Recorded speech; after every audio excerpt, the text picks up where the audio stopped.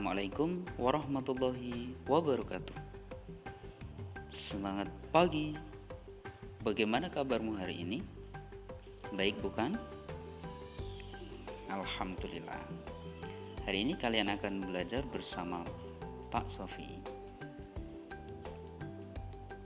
Tema 1, subtema 1, pembelajaran yang pertama.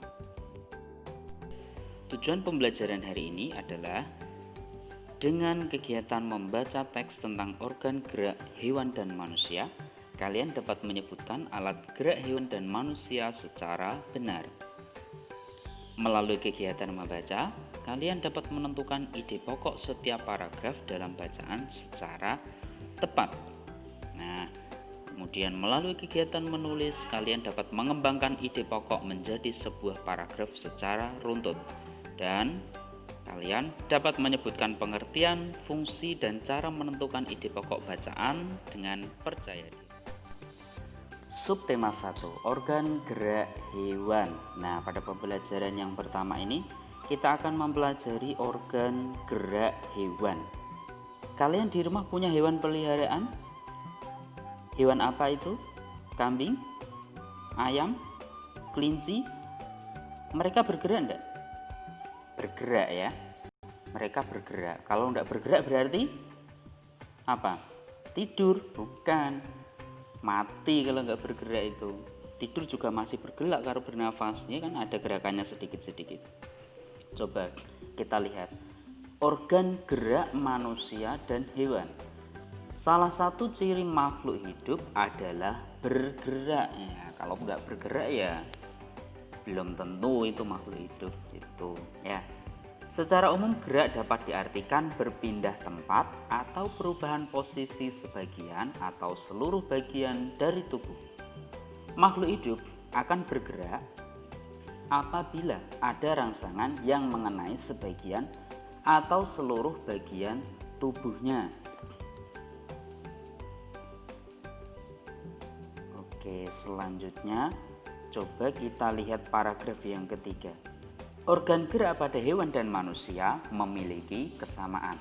Alat-alat yang digunakan pada manusia dan hewan ada dua macam, yaitu alat gerak pasif berupa tulang dan alat gerak aktif berupa otot. Kenapa tulang disebut sebagai alat gerak pasif dan kenapa otot disebut sebagai alat gerak aktif? Tulang disebut alat gerak pasif karena tulang tidak dapat melakukan pergerakannya sendiri. Ya, kemudian otot disebut alat gerak aktif karena otot memiliki senyawa kimia yaitu protein aktin dan miosin yang bergabung menjadi satu membentuk aktomiosin. Jadi tulang dan otot itu bekerja sama untuk menciptakan atau melakukan suatu gerakan. Tulangmu itu tidak bisa bergerak sendiri tanpa bantuan otot ya. Begitupun juga otot, meskipun dia sebagai alat gerak aktif, kalau tidak ada tulang ya gimana mau bergerak gitu ya. Oke. Selanjutnya, sifat otot. Otot itu memiliki sifat yang lentur atau fleksibel, mempunyai kemampuan memendekkan serabut ototnya saat berkontraksi dan memanjangkan serabut ototnya saat relaksasi atau kembali pada posisi semula. Kita lanjutkan. Alat gerak ada dua macam seperti yang disebutkan Pak Sofi tadi. Yang pertama alat gerak pasif, contohnya adalah tulang.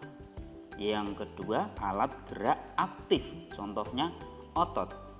Ayo, kenapa tulang disebut sebagai alat gerak pasif? Dan kenapa otot disebut sebagai alat gerak aktif? Ada yang tahu?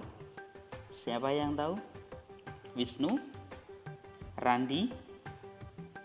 Lisa? Coba sebutkan jawabannya kalau ada yang tahu. Belum tahu? Ya, coba simak materi selanjutnya, nanti kalian akan tahu. Nah, sekarang kalian sudah tahu kan kenapa tulang disebut sebagai alat gerak pasif? Ya, karena tulang tidak dapat bergerak dengan sendirinya tanpa adanya alat gerak aktif yang mempengaruhi tulang. Maka tulang-tulang pada manusia dan hewan akan diam dan tidak dapat membentuk alat pergerakan yang sesungguhnya. Begitu ya. Seperti yang dijelaskan tadi sama Pak Sofi, walaupun merupakan alat gerak pasif, akan tetapi tulang mempunyai peranan yang besar dalam sistem gerak manusia dan hewan. Untuk otot disebut alat gerak aktif karena otot memiliki suatu senyawa kimia yang membuatnya dapat bergerak. Nah, dari bacaan organ gerak manusia dan hewan ini ada berapa paragraf? Tahu deh? Sudah bisa menghitung paragraf belum? Sudah? Ya, coba ada berapa paragraf? Disebutkan Randi. 5 paragraf. Ya, betul sekali. Bacaan organ gerak manusia dan hewan ini terdiri dari 5 paragraf. Cara menghitungnya bagaimana, Pak? Cara menghitungnya dilihat dari tulisan yang menjorok agak ke dalam. Coba perhatikan ya. 1 2 3, coba ke bawah,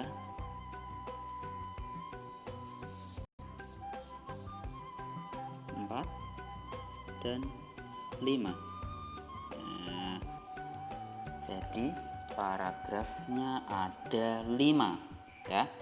1 dimulai dari salah satu ciri dan seterusnya. 2 gerak pada manusia dan seterusnya. 3 organ gerak pada hewan dan seterusnya. 4 tulang disebut alat gerak dan seterusnya. 5 otot disebut alat gerak dan seterusnya. Jadi jumlah paragraf pada bacaan organ gerak manusia dan hewan ada 5. Dalam suatu paragraf terdapat yang namanya ide pokok. Apa itu ide pokok? Nah, ini bisa kalian tambahkan pada catatan kalian. Ide pokok. Ide pokok merupakan gagasan utama, ide utama, pokok pikiran dari suatu paragraf. Nah, untuk jenis paragraf berdasarkan letak kalimat utamanya, untuk kalian saya berikan 2 saja ya. Yang pertama adalah paragraf deduktif. Apa itu paragraf deduktif? Paragraf yang letak kalimat utamanya di depan. Enak ini. Untuk memudahkan kalian mengingat, deduktif dimulai dari kata de, berarti di mana? Depan, berarti di awal. Kalimat utamanya terletak di awal atau di depan. Begitu ya. Untuk yang kedua, jenis paragraf berdasarkan letak kalimat utamanya yaitu paragraf induktif. Letak kalimat utamanya berada di akhir paragraf. Induktif di akhir, kalau deduktif di depan atau di awal gitu ya. Nah, pada suatu paragraf itu terdapat yang namanya ide pokok dan kalimat pengembang. Tadi ide pokok sudah dijelaskan.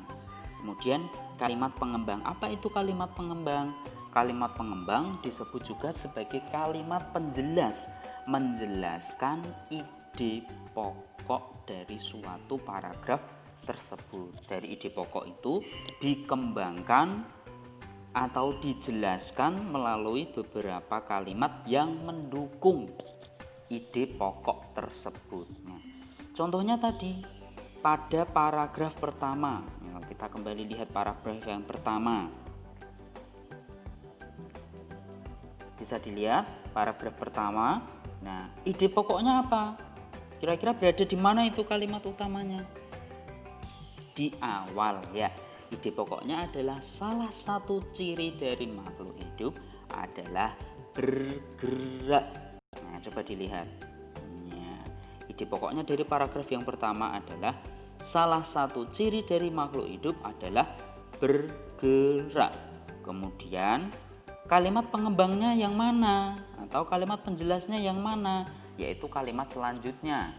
Dimulai dari secara umum gerak dapat diartikan berpindah tempat atau berpindah posisi sebagian atau seluruh bagian dari tubuh sampai titiknya, seluruh bagian tubuhnya, titik sampai situ.